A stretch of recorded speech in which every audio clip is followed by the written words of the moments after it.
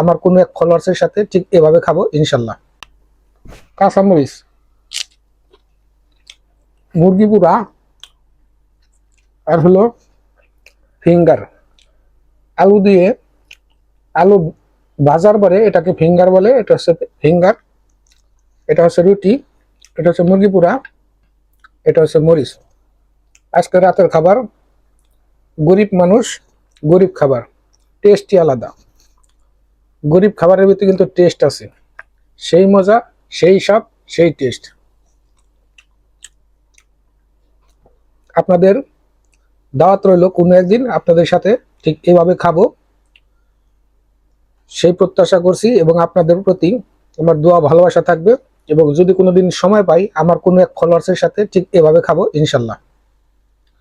সবাই দোয়া করবেন যাতে আমার কোনো এক ফলোয়ারের সাথে আমি ঠিক এভাবে খেতে পারি।